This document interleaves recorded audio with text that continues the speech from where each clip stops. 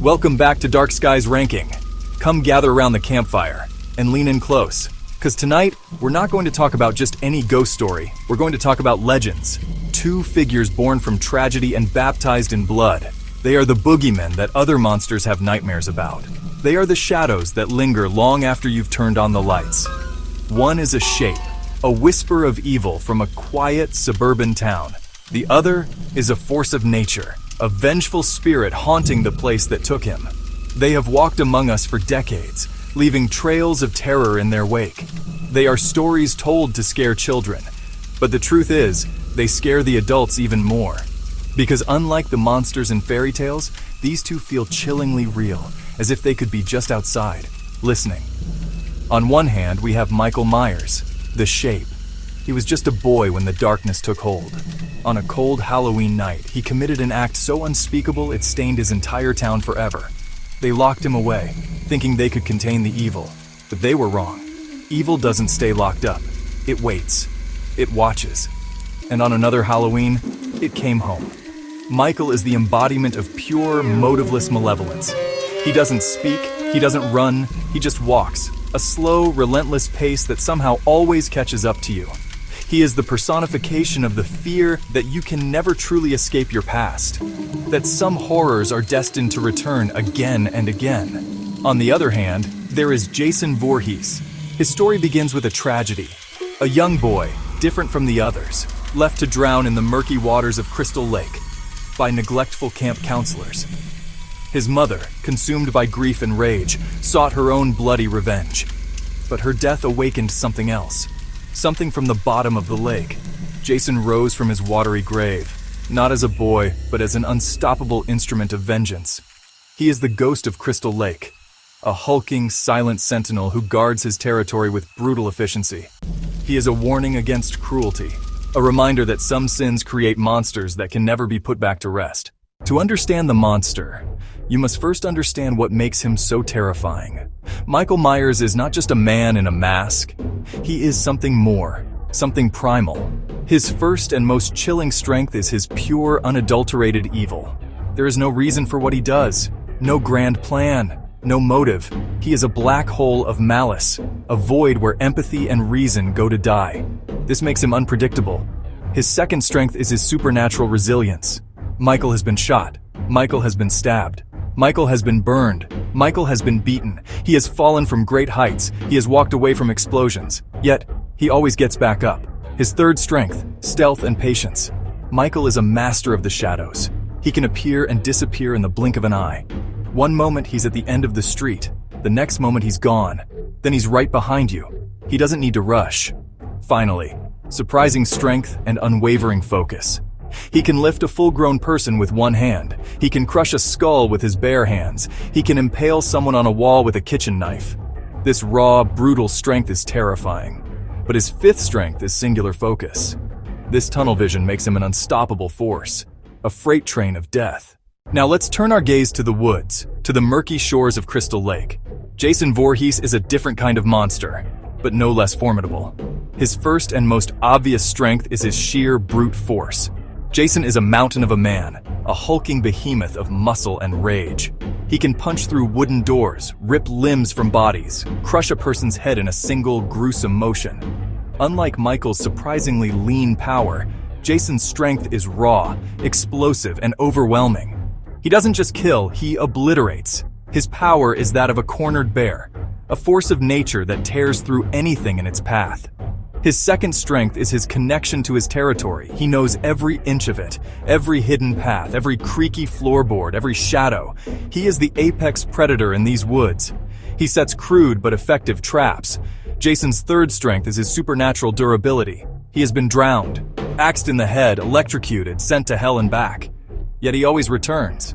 His resilience is tied to his tragic death and his mother's rage. His fourth strength is brutal creativity with weaponry. A machete is his choice, but anything can become a weapon.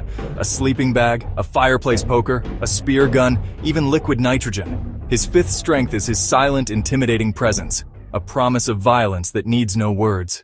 Imagine a cold autumn night, the air thick with the smell of damp earth and decaying leaves. The moon is a pale, sickly sliver hidden behind a shroud of dark, heavy clouds. The date is October 31st, Halloween. In the town of Haddonfield, Illinois, the streets are empty. The houses are dark. A chilling silence has fallen over the town, heavier than any before. The Shape has been here. He has cut a bloody path through the night, seeking the last of his bloodline. But something is different this time. A strange pull. A whisper on the wind calls to him from the east. A deep, guttural echo of rage and pain that resonates with the emptiness inside him. The pull leads him away from the familiar suburban streets, away from his home. He walks. He doesn't drive. He doesn't run. He just walks, his steady, unnerving pace eating up the miles. Through fields over highways, a silent specter moving across the sleeping landscape of America. He is a phantom, unseen and unheard, driven by an instinct he doesn't understand. The whisper grows louder, a symphony of suffering that guides him toward a forgotten place, a place steeped in its own dark history. Michael Myers moves through the forest with this kind of unnatural grace. The tangled undergrowth, those grasping branches, they just don't slow him down. It's almost like the woods themselves are trying to reject him, to push him out. But his pure emptiness is a force they simply can't affect.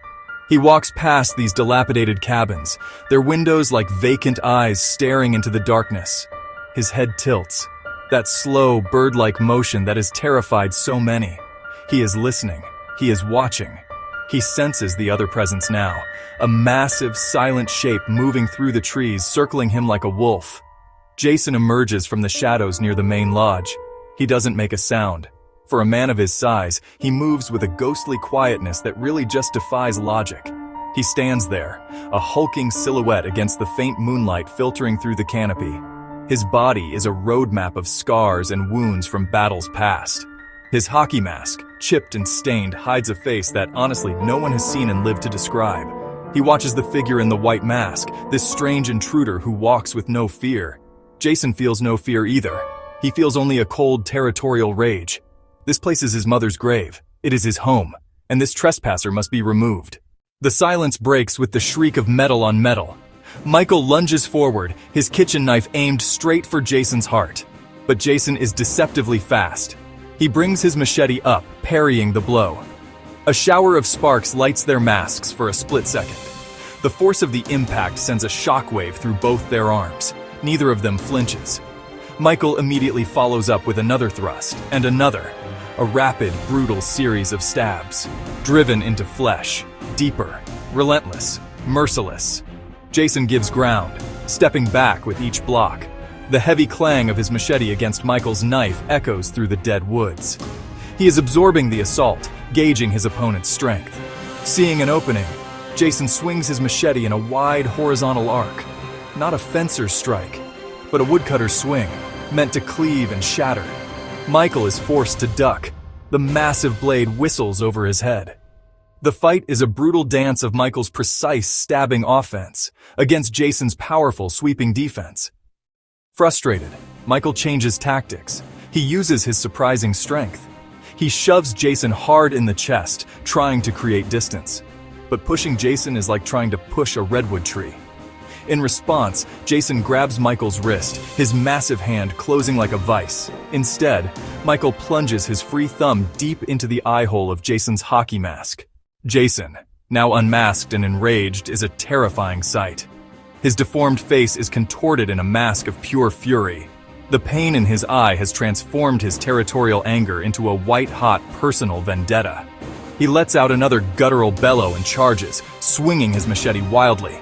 He is no longer defending. He is a force of pure destruction. He brings the blade down in a powerful overhead chop. The kitchen knife is knocked from Michael's hand, sent spinning into the darkness. Michael is now unarmed, but Michael Myers does not need a weapon. He is the weapon. As Jason swings again, Michael sidesteps the blow and drives his shoulder hard into Jason's midsection. The impact is like two boulders colliding. Michael immediately follows up with a series of brutal, powerful punches to Jason's face and chest.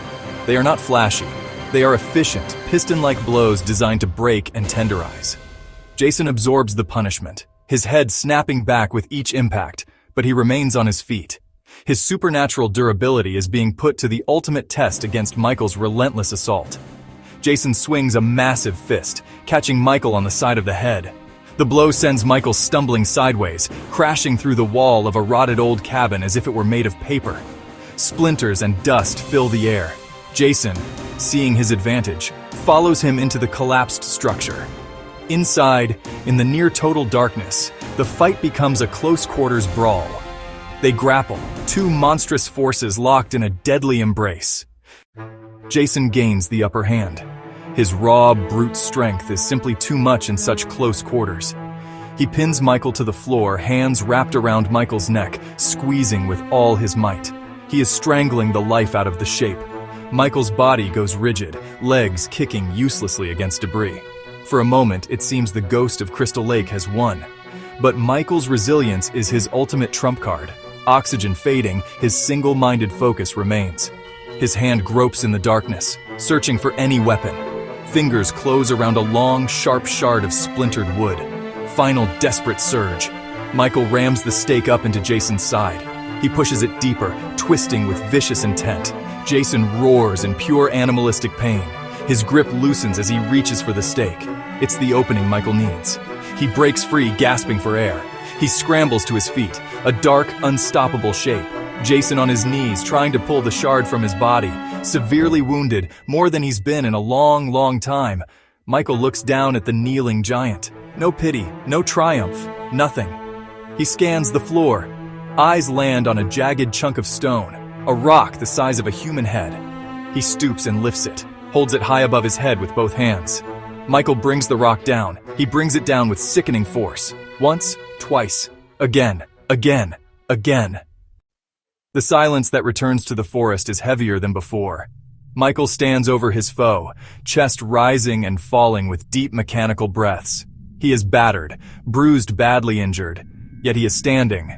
He turns his head slowly, his white mask a blank slate in the dark. He watches Jason's unmoving form, ensuring there is no twitch. There is none. So who wins? Why? The victor is Michael Myers. Jason, immense strength, power from territory, rage as a weapon, a force of nature, and a weakness. His rage, his territoriality, his connection to his mother. These are emotional drivers. They can be exploited. Michael's greatest strength, utter emptiness. He cannot be intimidated. He cannot be enraged. He cannot be broken. No emotional weaknesses to exploit. Jason, vengeful spirit.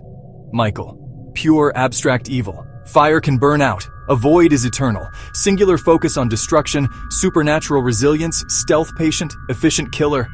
He doesn't get angry. He gets the job done. The shape turns away. Jason's body left to rot in cabin ruins. Michael retrieves his kitchen knife, its blade still sharp. He places it back in his hand, a familiar weight.